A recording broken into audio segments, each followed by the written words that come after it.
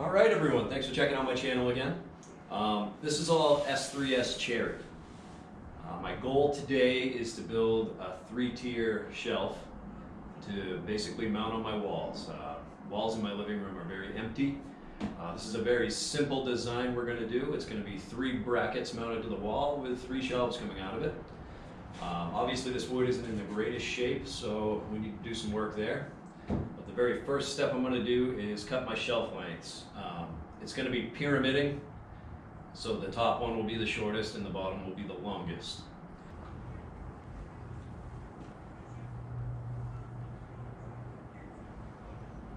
I think we'll make this top one, because it is a little beat up here, probably 40 inches. That'll get rid of all this chipping on the edge.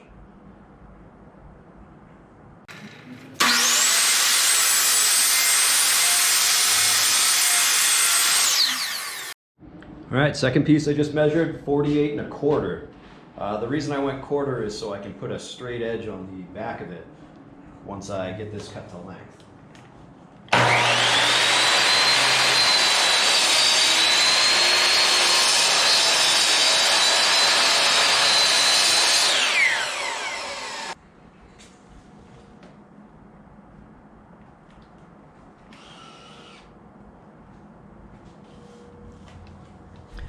I don't know if you guys can see this, but that's why I actually do that. See that line? See how it's angled? This will just ensure each end is straight.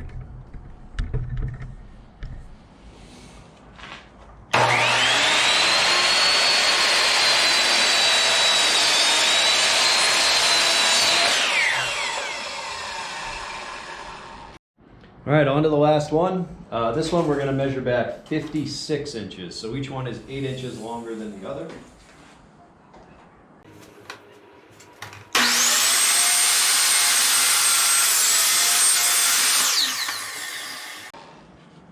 Those are our 3 lengths. All right. So now these are our 3 shelf lengths. We have the top, middle, and bottom. Obviously we have to put a straight edge on the table saw as well. But we also need to cut 3 wall brackets. Those are going to be probably 32 inches high. And I'm doing 3 because the wall's 16 on center. I already used a stud finder to find that. All right, so this board here, we're just going to cut this to 32.5 inches, and I'm actually going to need to cut another one at 32.5 inches as well. But we just want to make sure we're on our mark. And this board's obviously cupped a little, so it's not sitting the greatest, but it'll flatten a little bit after we plane.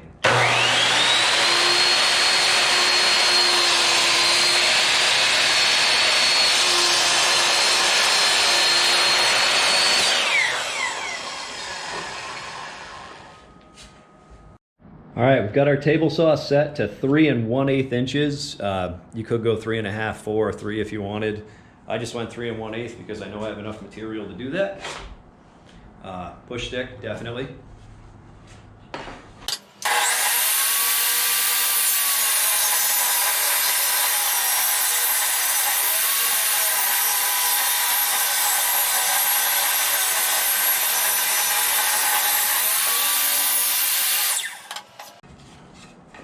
There's one. That's going to be what mounts to the wall face. There'll be 3 of them, 1 on each stud.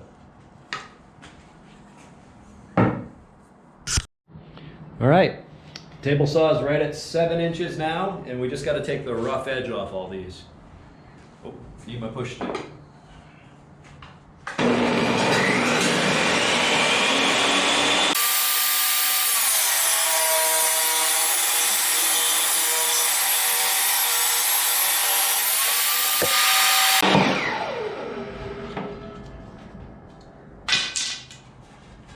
And one shelf is completely cut. And we just got to do that to the rest of them. You can see the roughness on it. I won't make you guys watch all that. All right, just to give everyone a rough idea, that's it, just 6 pieces. Obviously, we haven't assembled anything or even sanded or planed them yet, but this is roughly what it's going to look like. Pyramiding shelves. I didn't want to go any bigger than 7 inches because I just didn't trust them to support any more weight than that. But these will be 16 on center, And then of course you have your shelves spaced evenly. I'm going to go about 4 inches from the bottom so I can do bottom mounts, and 4 inches from the top so I can do top screw mounts. All right, now for the worst part. Time to plane these down. I just spent a few minutes adjusting the tables on it. I'm hoping they're okay. I ran a test piece through, it didn't snipe at all. Most important thing I can tell you when doing this, wear earplugs. These are so loud, it is ridiculous. Well,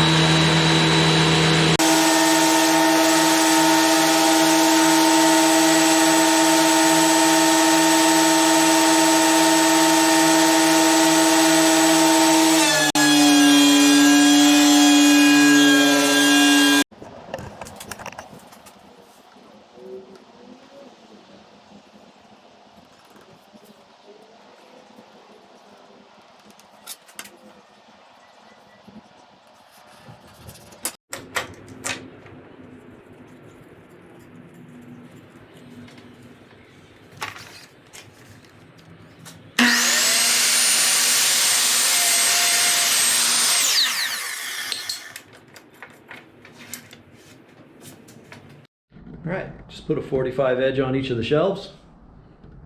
Obviously that'll be the front facing. And I still have not sanded these or anything. I need to put a 45 end on each of the ends of the brackets as well, just to make them look a little more finished. All right, so we're getting that dado set up. And I don't know if you can see right at the top of that tooth, I'm right at that 3/4 mark. That's probably going to work. You actually want it a little snug. And down here, if you look at that wood, I don't know if you can really see it, it's just proud of 3/4. That takes into account a little bit of blade wobble.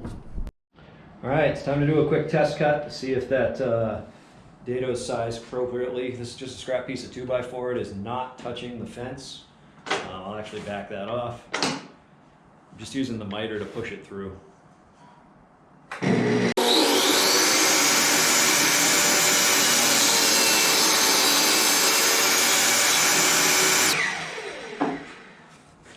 Well, let's see if our shelves fit in that. All right, so just to show you, now remember I deliberately made that one a little bit too small, but it's actually too small. That will not go in there. So it's not overly too small, but it is a little, so I think I can just get away with adding another spacer or two. All right, attempt number 2.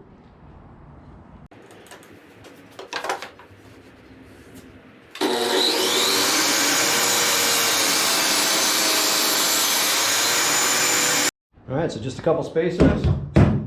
It's in there good and snug, actually holds itself up. So that's where we want it.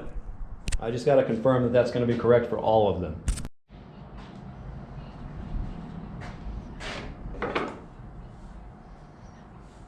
So this one I do actually have to use the fence. It's the only way I can get my distances correct on all of them. Unfortunately, I don't have like a stop block or anything like that, but make sure it's locked into place.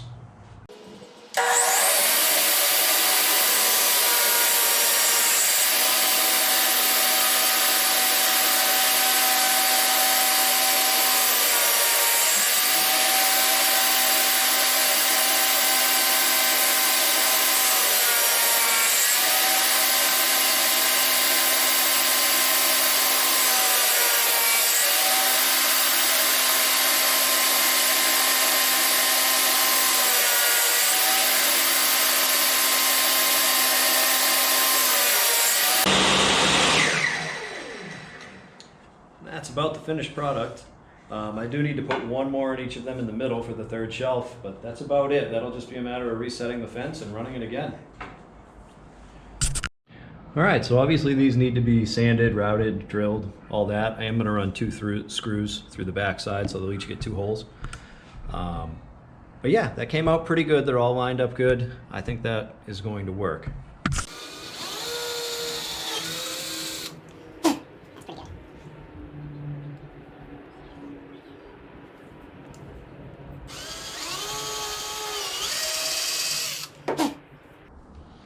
just like that.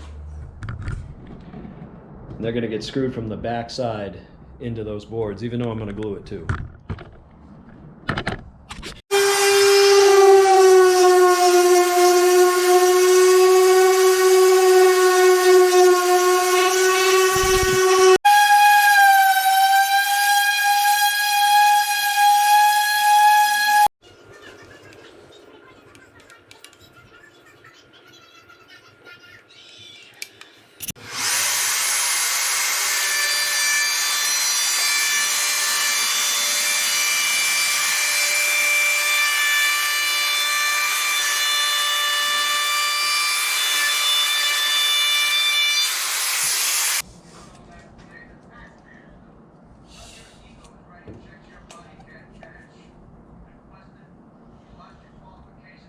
All right, we are right on for 16 on center. So, time to spread some glue and get the first one in place. I'll probably do the middle one last. And then, of course, we have to go around and touch up the sanding a little bit.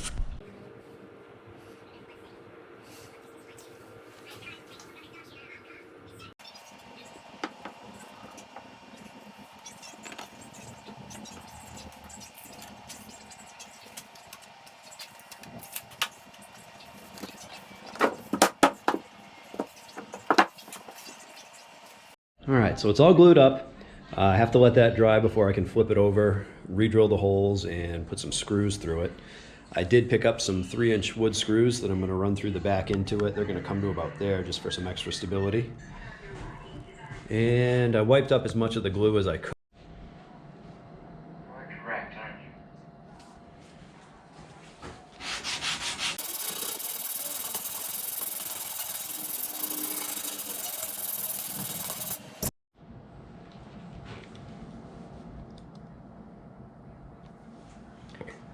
All right, time to screw this in. These holes did fill with glue, so I'm just going to re-drill them real quick. This drill bit's exactly the length of the screws, so hopefully I can do this without puncturing through.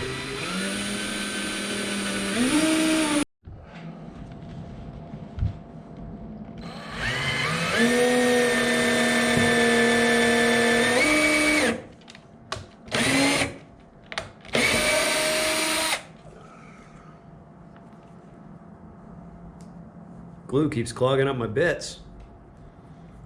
All right, so I was going to put the 3-inch screws in, but look at that. Snapped right off, and I wasn't even really putting a lot of torque on it. So there's still a screw stuck down in there, and it's already glued and screwed everywhere else, so I may just not bother putting another one in. Or put a different screw there.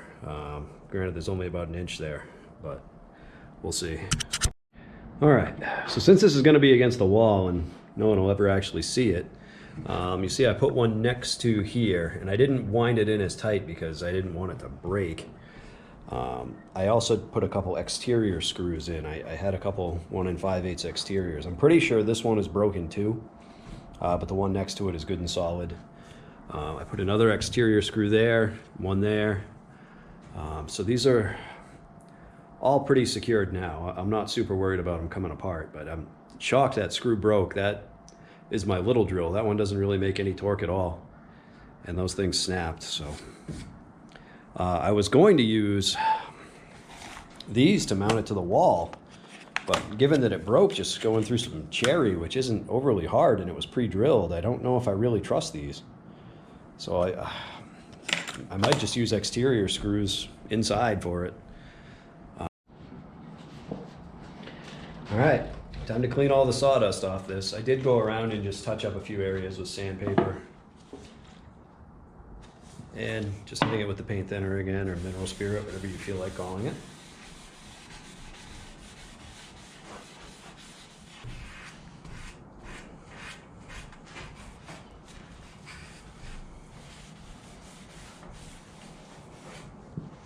Most important thing is getting all that sawdust off.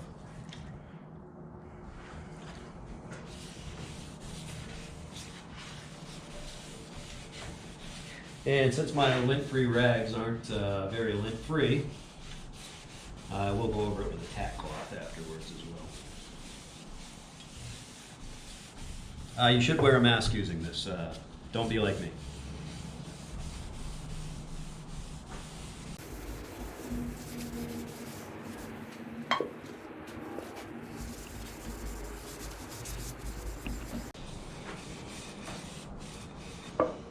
And for anyone wondering why I use cherry so often, that's why. I love that grain. It is by far my favorite wood. All right, that's after a quick wipe down. All right, tongue oil's out. I'm just using some more of those supposedly lint-free cloths. I don't know how well they're gonna work for this because they didn't come across all that lint-free.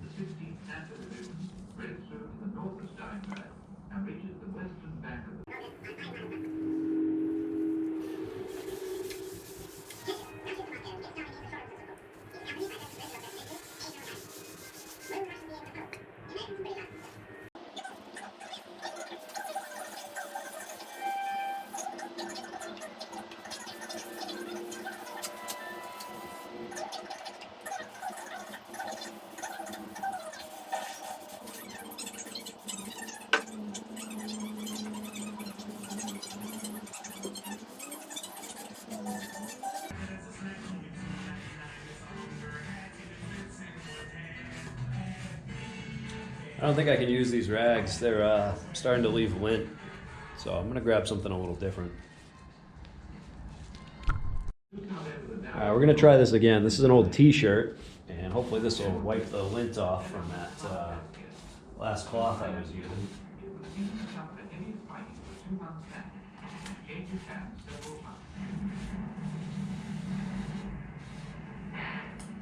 All right. Hopefully this thing will soak it right in too.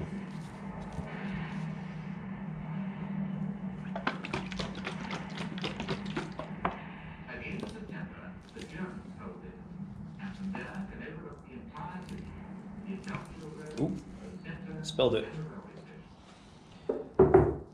That's actually all right though. That'll soak in.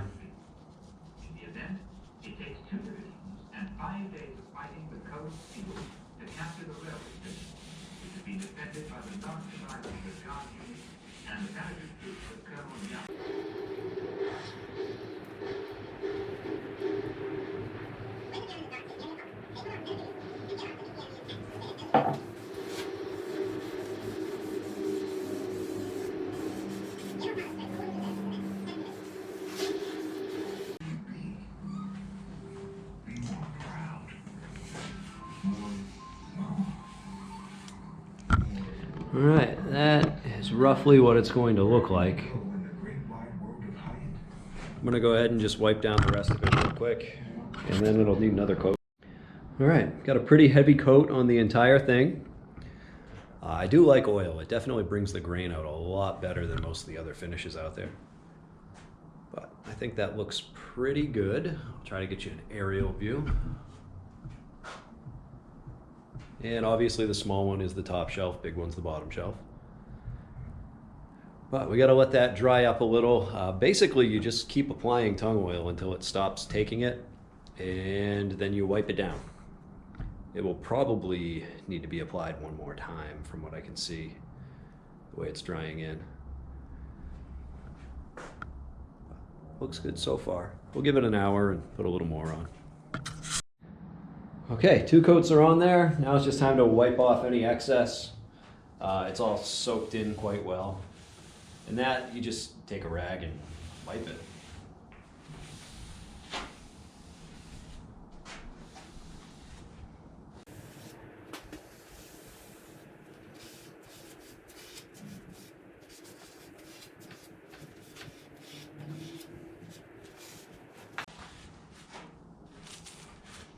That's about all we got off.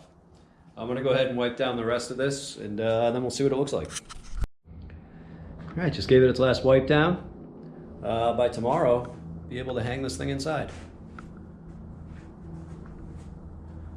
Looks good. You can definitely see the red coming out in this cherry. Looks like I need to wipe that a little bit better down at the end, but overall it looks pretty good. And I mean, tongue oil doesn't provide really any protection, but the oil absorbs really well into it. And you can always put poly over it after.